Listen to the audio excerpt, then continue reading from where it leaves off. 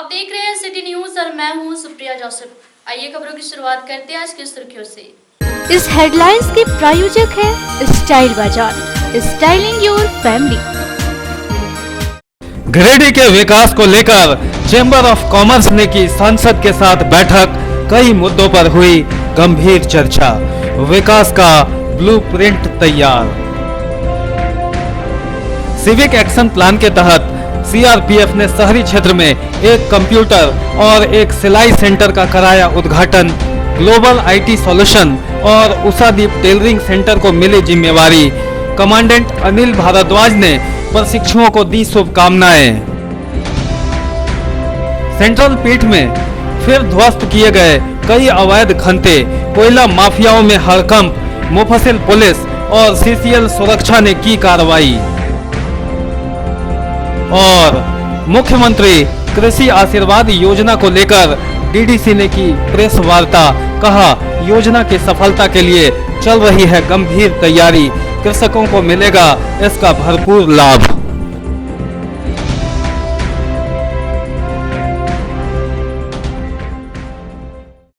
अब खबरें विस्तार से।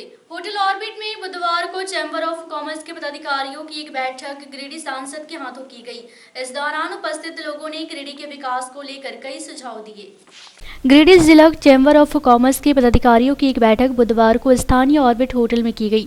मौके पर गिरिडीह सांसद रविंद्र कुमार पांडे, चैंबर के अध्यक्ष निर्मल झुंझुनवाला, ध्रुव संथालिया, प्रमोद कुमार, सतीश केडिया, सुशील कंदवे, विकास खेतान, दिनेश खेतान, राजेंद्र बगेड़िया, मुकेश जलान, विकास गुप्ता, प्रवीण बगेड़िया आदि मौजूद थे।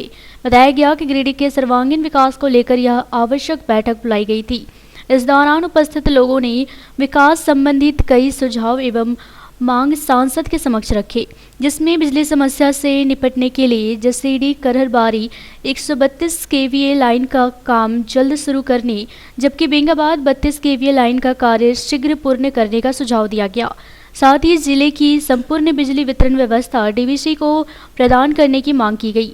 इसके अतिरिक्त खंडोली पर्यटन की सुरक्षा बढ़ाने, बाईपास रोड 4 लेन का निर्माण कार्य शीघ्र प्रारंभ करने, वहीं गिरिडीह पचम्बा सड़क का चौड़ीकरण कर 4 लेन बनवाने की मांग भी की गई। साथ ही मौके पर उपस्थित लोगों ने विकास संबंधित कई सुझाव व प्रस्ताव सांसद के समक्ष रखे, जिस पर सांसद ने अपनी सहमति दी और जल्द इसे अमल में लाने का आश्वासन भी दिया।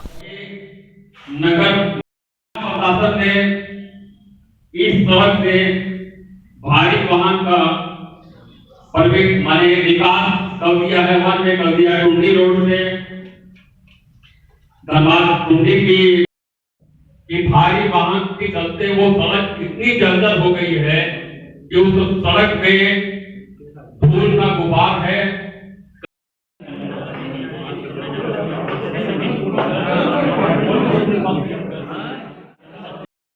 आज इस ऑर्बिट होटल के इस प्रांगण में गिरिडीह चैम्बर ऑफ कॉमर्स के नए वर्ष में जिला का कैसे विकास हो और लोगों को कैसे सुविधा मुहैया हो, इसके लिए एक बैठक का आयोजन किया गया था, जिसमें कि चाहे वो सड़क से जुड़ा हुआ मामला हो, रेल से जुड़ा हुआ मामला हो, या फिर रिंग रोड की बात हो, या बोगी बढ़ाने की बात हो तो, और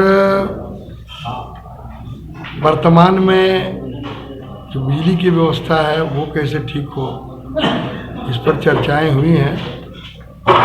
और थोड़ा विलम्ब हुआ, ये चर्चा और पहले होना चाहिए था, लेकिन फ़ोन पर तो हम लोग को बातचीत होते रहता था मिलने पर भी। अभी 30 या 31 तारीख से लोकसभा फिर स्टार्ट होगा बजट सेशन, ये एक सप्ताह का रहेगा लगभग। उस पीरियड में हम लोगों का ही प्लान है कि बीच में हम जो दिल्ली जाएंगे तो चैम्बर के तरफ से अलग अलग, चूँकि अलग अलग मैटर है, कुछ मामला स्टेट गवर्नमेंट से जुड़ा हुआ है, कुछ मामला सेंट्रल गवर्नमेंट से जुड़ा हुआ है, कुछ मामला रेल से जुड़ा हुआ है और कुछ नितिन गडकरी जी से जुड़ा हुआ मामला है। तो तीनों का अलग अलग हम लोग पेपर तैयार करेंगे और करने के बाद जैसे ही मैं टाइम लेकर रखूँगा और उसमें कहीं कोई दिक्कत नहीं है, समय भी मिलेगा। और जो समस्याएं हैं हम लोग बैठ के मंत्री जी के सामने में और कैसे इसका निराकरण हो इसके लिए हम लोग चर्चा करेंगे। और इस समस्या का निदान कैसे हो, चूँकि गिरिडीह एक पुराना शहर है और यहाँ पर जब एक चर्चा हुई थी कि स्मार्ट सिटी बनाने की बात आ रही थी, तो हमने यही कहा था उस टाइम में, हमारे वेंकैया नायडू जी ग्रामीण विकास मंत्री थे, शहरी विकास मंत्री थे, तो हमने कहा था कि जब स्मार्ट सिटी बनाने की बात है तो गिरिडीह को बनाया जाए, क्योंकि गिरिडीह हमारा सबसे पुराना जिला है और यहाँ पर इसकी ज़रूरत भी है।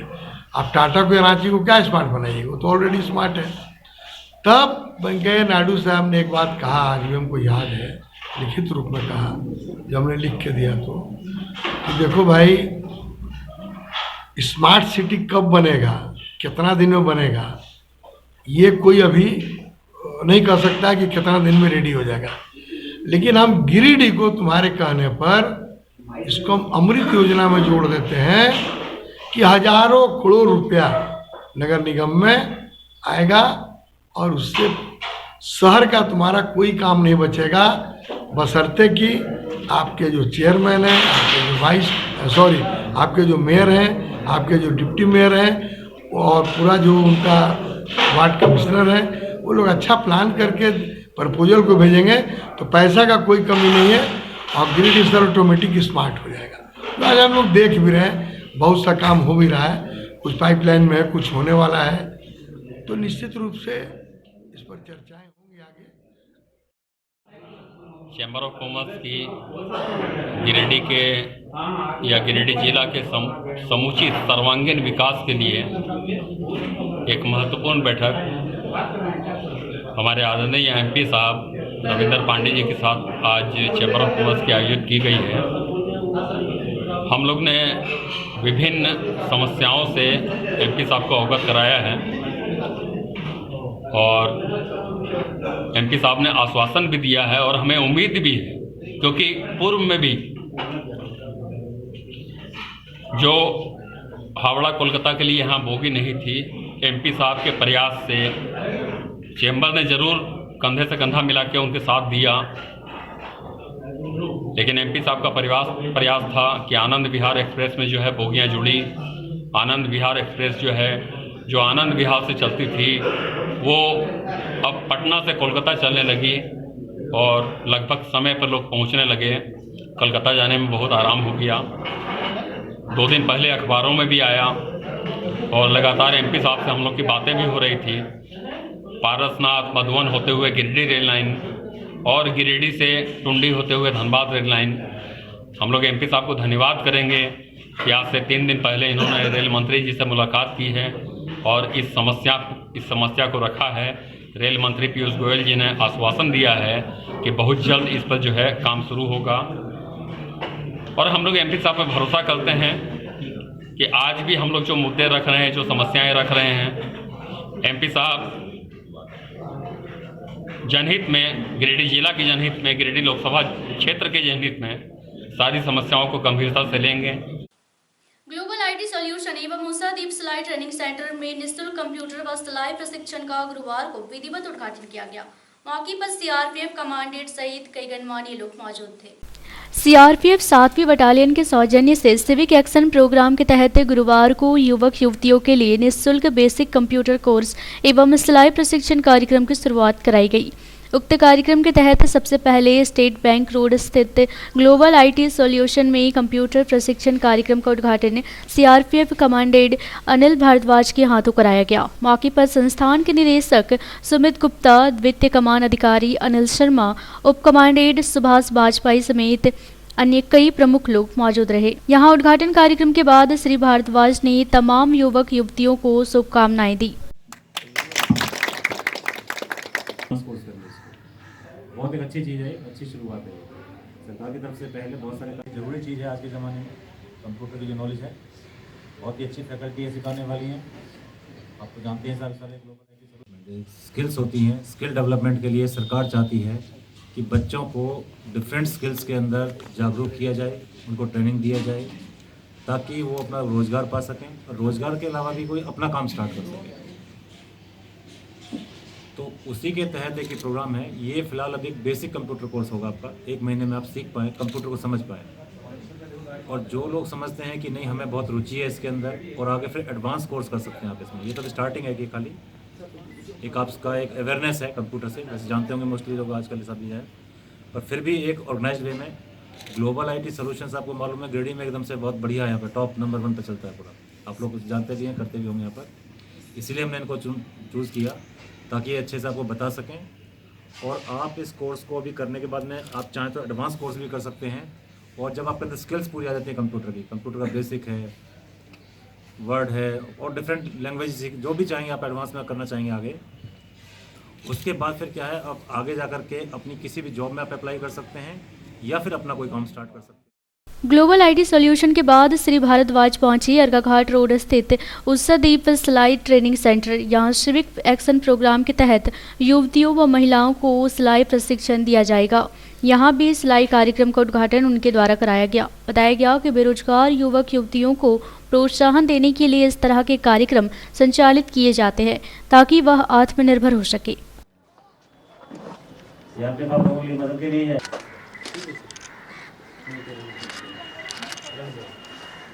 टेलरिंग का पूरे घर से स्पेशलाइज होता है इसमें।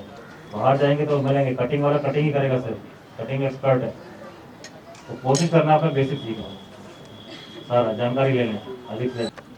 सिलाई सीख लीजिए, साथ साथ में आप मैडम से बात करके आप मेहंदी भी सीख सकते हैं साथ साथ। तो मैं खुशबू मैडम को बताऊंगा वो भी ब्रीफ। आज सिविक एक्शन प्रोग्राम के तहत 7वीं बटालियन CRPF के द्वारा यहाँ पर सिलाई प्रशिक्षण का कार्यक्रम का आयोजन किया गया है। यह कोर्स 1 महीने के लिए हमारे दूर दराज के गिरिडीह जिले के युवतियों के लिए इस प्रोग्राम का आयोजन किया गया है।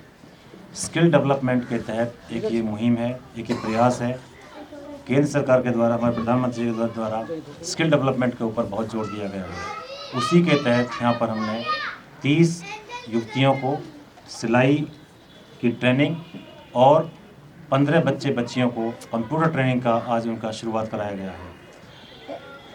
सभी युवक युवतियां अपने आप में आत्मनिर्भर बन सकें इतनी नौकरियों के अभाव में और अपने पैरों पर खड़े हो सकें।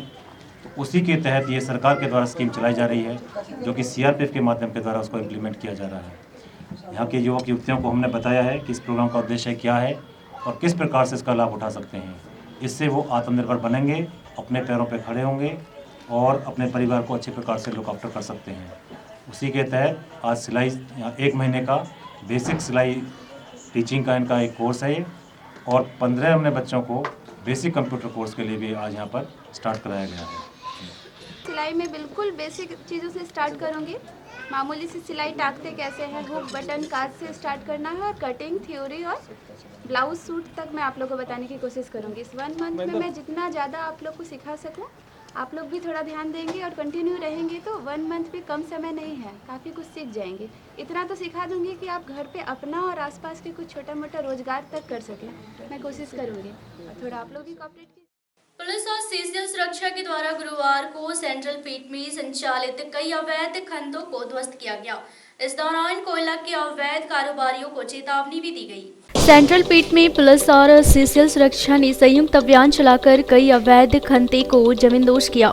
इस दौरान बुलडोजर की घनघनाहट के साथ इलाके में सक्रिय कोयला माफियाओं के होश उड़ गए थे। पुलिस टीम ने बारी बारी से सभी खंतों की भराई की और कोयला माफियाओं को सख्त चेतावनी दी। बताया गया कि इलाके में अवैध खंते को खोलकर कोयला माफिया कोयले का धंधा संचालित कर रहे हैं। इसी पर लगाम कसने के लिए यह अभियान छेड़ा गया है और यह अभियान आगे भी जारी रहेगा।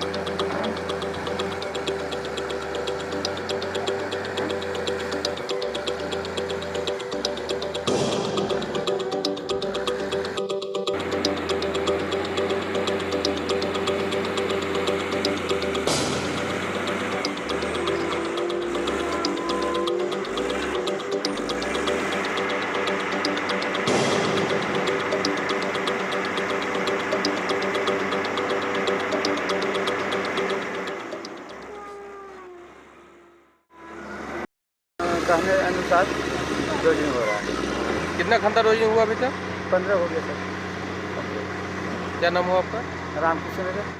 गुरुवार को समाहरणालय सभा कक्ष में एक प्रेस वार्ता आयोजित की गई। इस दौरान मुख्यमंत्री कृषि आशीर्वाद योजना संबंधित कई जानकारियां दी गई। समाहरणालय सभागार में गुरुवार को कृषि विभाग द्वारा एक प्रेस वार्ता आयोजित की गई। इस दौरान डीडीसी मुकुंदास ने मुख्यमंत्री कृषि आशीर्वाद योजना संबंधित कई जानकारियां दी। मौके पर सांसद प्रतिनिधि यदुनंदन पाठक, कृषि विभाग पदाधिकारी धीरेन्द्र पांडे, जनसंपर्क सूचना पदाधिकारी रोहित कंडुलम सहित कई लोग मौजूद थे। बताया गया कि वित्तीय वर्ष 2019-20 में राज्य सरकार द्वारा मुख्यमंत्री कृषि आशीर्वाद योजना लागू करने का निर्णय लिया गया, जिसके तहत किसानों को खरीफ मौसम के लिए प्रति वर्ष प्रति एकड़ निवेश करने 50,000 डीबीटी के माध्यम से दिए जाएंगे, जिसके लिए कृषि जनगणना कर डेटाबेस तैयार करने का निर्देश दिया गया। साथ ही इस योजना के सफल क्रियान्वयन हेतु आवश्यक दिशा निर्देश भी दिए गए। मुख्यमंत्री कृषि आशीर्वाद योजना से संबंधित है। इसमें इस जिले में 2763 राजस्व गांव हैं। सभी गांवों में 21 तारीख को ग्राम सभा आयोजित करके रैयत समन्वय समिति का गठन किया जाना है और इसके पूर्व सभी रैयतों जो कृषि गणना में जिनका आंकड़ा दर्ज है वो सभी रैयतों को एक प्री प्रिंटेड नोटिस सर्व किया जाएगा, जिसमें उनके कृषि योग्य जमीन जो दर्ज किया गया है उससे संबंधित सूचनाएं प्रकाशित की जाएगी और वो सूचना प्रकाशन का काम चालू हो गया है। आज से लेके कल ही से बीते कल से वो चालू हो गया है और ये 22 तारीख तक ये हमें काम पूरा कर लेना है। तो सभी गाँव में सभी रैयतों को सूचना और सभी गाँवों में ग्राम सभा की बैठक करके रैयत समन्वय समिति का गठन किया जाना है और उस समिति के माध्यम से जो दावा आपत्ति आएंगे सीधे या तो अंचल में दे सकते हैं। समिति को भी यह दायित्व दिया गया है कि दावा आपत्ति में यथासंभव आपसी समझौता करके निपटारा करें और उसे अविवादित बनाएं और अविवादित जितने आंकड़े आएंगे उसको हम लोग 26 फरवरी को अंतिम प्रकाशन किया जाएगा और 26 फरवरी के बाद उसमें राज्य सरकार द्वारा प्रोत्साहन राशि का वितरण किया जाएगा। इसी समय में हम लोग सभी रैयतों का डेटाबेस भी कलेक्ट करेंगे, आधार कार्ड और उनका खाता संख्या, ताकि डीबीटी के माध्यम से उनके खाते में प्रोत्साहन राशि दिया जा सके। बीएसएनएल में कार्यरत कामगार गुरुवार को भी हड़ताल पर डटे रहे। बताया गया कि बीते 8 माह से उन्हें भुगतान नहीं किया गया, जिससे उनकी स्थिति दयनीय हो गई है। इसलिए अपनी मांगों की पूर्ति होने तक वे हड़ताल पर रहे। बीएसएनएल में कार्यरत अनुबंधित कामगारों का हड़ताल गुरुवार को दूसरे दिन भी जारी रहा। इस दौरान तमाम कर्मी बीएसएनएल कार्यालय के बाहर धरना पर बैठे रहे। बताया गया कि बकाया वेतन भुगतान नहीं होने से इन लोगों के लिए भूखमरी की नौबत आ गई है। इनका कहना है कि अब राशन देने वाला दुकानदार भी राशन देने से मना कर रहा है। ऐसे में इनके समक्ष विकट स्थिति उत्पन्न हो चुकी है। गुरुवार को इनकी समस्याओं को समझने के लिए विस्तृत उपाध्यक्ष अशोक उपाध्याय भी धरना स्थल पर पहुंचे और इनसे बातचीत की। बातचीत के बाद जल्द ही इनकी समस्याओं को सुलझा लेने का आश्वासन भी उन्होंने दिया। बताया गया कि जब तक उनकी मांगें पूरी नहीं होती तब तक इनका आंदोलन जारी रहेगा। यहाँ धरने में अमित कुमार, भोला मंडल, सुनील कुमार, मोहम्मद जहांगीर, मोहम्मद शहनवाज, महेश मालिक, राजेश बर्नवाल, देवनारायण वर्मा, निरंजन वर्मा, मोहम्मद शोएब, शिवा कुमार वर्मा, कामदेव प्रसाद, संदीप जीवलाल, कैलाश, निर्मल वर्मा आदि शामिल है। इनकलाब जिंदाबाद जिंदाबाद जिंदाबाद। बकाया वेतन देना होगा देना होगा देना होगा। बकाया वेतन देना होगा देना होगा देना होगा। इनकलाब जिंदाबाद। आज मजदूर लोग जो वेतन के भुगतान के लिए बैठे हुए बीएसएनएल कार्यालय में, तो आज हमको बुलाया गया था। हमने भी इनकी समस्या से अवगत हुए और हमने सीजीएम रांची और जीएम हजारीबाग से बात किया। उन लोगों ने बताया कि जो कंपनी काम करवा रही थी कॉन्ट्रैक्ट बेसिस पर इन लोगों से, उन लोगों को ब्लैक लिस्टेड करके हटा दिया गया है और पैसा के अभाव में, फंड है नहीं, फंड के अभाव में लोगों का वेतन का भुगतान नहीं हो पा रहा है। बहुत जल्द भारत सरकार से पैसा आने वाला है। जैसा कि उन्होंने सीजीएम साहब ने बताया कि इस महीने के अंत तक पैसा आ जाएगा, फंड आ जाएगा, तो इन लोगों का भुगतान का प्रक्रिया शुरू हो जाएगा और इस महीने के अंत में 8 महीने का पैसा, जैसा कि सीजीएम ने बताया कि 8 महीने का पैसा एक ही बार में हम भुगतान कर देंगे लोगों को। हमारे यहाँ दैनिक भोगी मजदूर का दूसरा दिन धरना प्रदर्शन जारी है और हम लोग का एक ही मांग है, जो 8 महीना वेतन है, जो बकाया वेतन है, जो अभी तक हम लोग को मिला नहीं है, कोई आश्वासन नहीं हो पा रहा है। कल हमारे विधायक जी हमारे धरना में शामिल हुए थे, जो सीजीएम साहब से बातचीत हुआ था, तो उनसे आश्वासन हुआ कि इस महीना के 1 मंथ लगेगा जो पेमेंट हो जाएगा। आज हमारे बीच में विश्व सूत्री के जिला उपाध्यक्ष अशोक उपाध्याय जी आए हुए हैं, इनसे भी बात हुआ, हजारीबाग जीएम साहब से बात हुआ, रांची में हमारे सीजीएम साहब बैठते हैं, उनसे भी वार्ता में हुआ। दोनों बात यही हुआ कि पेमेंट फंड आएगा, पेमेंट मिल जाएगा। तो इस बीच में हम लोग को एक ही डिमांड है और इनकी 8 महीना का वेतन है, वो वेतन जो मिल जाए हम लोग धरना स्थगित कर देंगे, और जब तक ले वेतन नहीं मिलेगा हम लोग का धरना जारी रहेगा। कांग्रेस सेवा दल की एक बैठक गुरुवार को जिला कार्यालय में की गई। बताया गया कि कांग्रेस सेवा दल संगठन की मजबूती को लेकर यह बैठक की गई है। मौके पर कई कांग्रेस कार्यकर्ता मौजूद थे। कांग्रेस जिला कार्यालय में गुरुवार को कांग्रेस सेवा दल की एक बैठक दल के मुख्य संगठक मोहम्मद शमीम की अध्यक्षता में संपन्न हुई। इस बैठक में झारखंड प्रदेश सेवा दल के प्रदेश अध्यक्ष नेली नावन एवं अखिल भारतीय कांग्रेस सेवा दल के सचिव सह झारखंड सेवा दल के प्रभारी संतोष कुमार श्रीवास्तव उपस्थित हुए।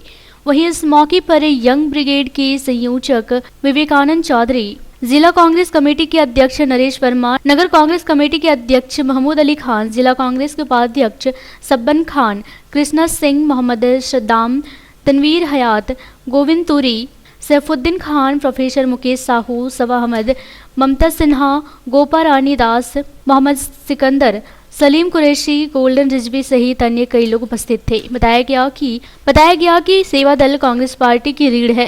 सेवा दल को मजबूत करने से कांग्रेस पार्टी अपने आप मजबूत स्थिति में पहुंच जाएगी। इसी उद्देश्य से जगह जगह बैठक की जा रही है और सेवा दल के कार्यकर्ताओं में ऊर्जा का संचार किया जा रहा है। जब कांग्रेस का एक कार्यकर्ता सेवा दल का कार्यकर्ता होगा तो निश्चित रूप से सेवा दल मजबूत होगी, ऐसा मेरा मानना। प्रदेश सेवा दल के अध्यक्ष बहन नेली नाथन जी, जिला कांग्रेस कमेटी के सम्मानित अध्यक्ष भाई नरेश वर्मा जी, कांग्रेस कमेटी के सम्मानित अध्यक्ष, उपस्थित सम्मानित कांग्रेस जन,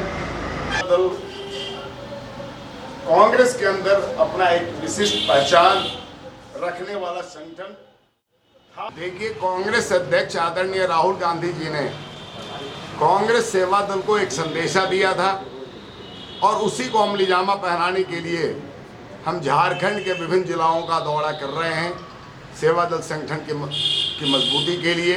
राहुल गांधी जी ने हमें जो 2 नारा दिए, एक था देश का झंडा तिरंगा नहीं चलेगा 2 रंगा, देश का झंडा तिरंगा नहीं चलेगा 2 रंगा। पहले लड़े थे गोरों से, अब लड़ रहे हैं हम चोरों से। इन संदेशा को हम गांव-गांव तक पहुंचाने के लिए और सेवा दल का संगठन गांव के स्तर पर विस्तारित करने के लिए हम झारखंड के जिला का दौरा कर रहे हैं। अभी फरवरी माह में झारखंड प्रदेश कांग्रेस सेवा दल का राज्य स्तरीय प्रशिक्षण शिविर आयोजित होने हैं। इसके लिए हम जिला और प्रखंड से सेवा दल के साथियों का चयन करने के लिए निकले हैं और संबंधित जहां भी हम जा रहे हैं वहां के जिला कांग्रेस कमेटी के सम्मानित अध्यक्ष जी का सहयोग प्राप्त कर हम इसको पूरा करेंगे। आज एक बहुत अच्छा एक बैठक हुई और इस बैठक में ही एक निर्णय लिया गया कि आने वाले लोकसभा और विधानसभा चुनाव में जुमलावाज कोई सरकार 2014 में जिन्होंने झूठे वादे करके 2 करोड़ लोगों बेरोजगार लोगों को नौकरी देने की बात कही थी, सबके अकाउंट में 15 लाख देने की बात कही थी, ये बात सारी जनता को बीच में ले जाएंगे और ये बताएंगे कि ये सरकार केवल झूठ और ये फरोगों की सरकार है। इस सरकार को आने वाले चुनाव में हम लोग सारे कांग्रेस जन मिलकर इस प्रदेश से देश से खदेड़ देंगे। गिरिडीह के बाजारों में 50 रुपए के जाली नोट आजकल धड़ल्ले से खपाए जा रहे हैं। बताया गया कि टावर चौक के समीप अनु ऑटो सेंटर संचालक को एक व्यक्ति ने 50 रुपए के 20 नोट दिए, जिसमें कई नोट जाली थे। अब तक 500 और 1000 के जाली नोटों की चर्चा होती थी, लेकिन अब आप सावधान हो जाएं, क्योंकि शहर में 50 का जाली नोट खपाने वाला गिरोह भी सक्रिय हो गया है। गुरुवार को टावर चौक पर संचालित अन्नू ऑटो सेंटर के संचालक भी तब हैरान रह गए जब उन्हें एक ग्राहक ने नोटों के बंडलों के बीच 50 रुपए का कई जाली नोट खपा गया। बताया गया कि एक ग्राहक अपनी गाड़ी बनवाने आया था। बाइक की सर्विसिंग के बाद उसने 50-50 के कई नोट प्रतिष्ठान संचालक को थमाए और चलता बना। बाद में जांच करने पर पता चला कि उसमें कई नोट नकली हैं। इस बाबत प्रतिष्ठान संचालक अंकित कुमार ने शहर के खासो आम को आगाह किया कि वह इस मामले में सतर्क हो जाएं। क्या हुआ? आज हमारे दुकान में एक व्यक्ति ने आया और गाड़ी का रिपेयरिंग करवाया, जिसमें हमें 450 रुपया दिया गया। उसमें एक 50 का नोट ये जाली निकला है, जो ये देखने में सेम है। एक भी कुछ पता नहीं चल रहा है कि जाली है कि नहीं है। इससे ये साबित होता है कि पूरे बाज़ार में 50 का भी जाली नोट आ गया है। आप सतर्क रहें, जागरूकता होवे। 50 का भी जाली नोट है, सावधान रहे, आम आदमी परेशान होगा। इससे मैं अनुरोध करता हूं कि सभी व्यक्ति नोट को देख के लें, ताकि ऐसा ना हो कि किसी को गरीबी में नुकसान का भुगतान करना पड़े। अंत में नजर डालते आज की सुर्खियों पर। गिरिडीह के विकास को लेकर चेंबर ऑफ कॉमर्स ने की सांसद के साथ बैठक। कई मुद्दों पर हुई गंभीर चर्चा। विकास का ब्लूप्रिंट तैयार। सिविक एक्शन प्लान के तहत सीआरपीएफ ने शहरी क्षेत्र में एक कंप्यूटर और एक सिलाई सेंटर का कराया उद्घाटन। ग्लोबल आईटी सॉल्यूशन और उषादीप टेलरिंग सेंटर को मिली जिम्मेवारी।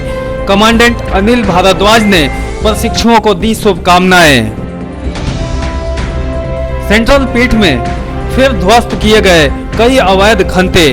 कोयला माफियाओं में हड़कंप। मुफस्सिल पुलिस और सीसीएल सुरक्षा ने की कार्रवाई। और मुख्यमंत्री कृषि आशीर्वाद योजना को लेकर डीडीसी ने की प्रेस वार्ता। कहा, योजना की सफलता के लिए चल रही है गंभीर तैयारी। कृषकों को मिलेगा इसका भरपूर लाभ।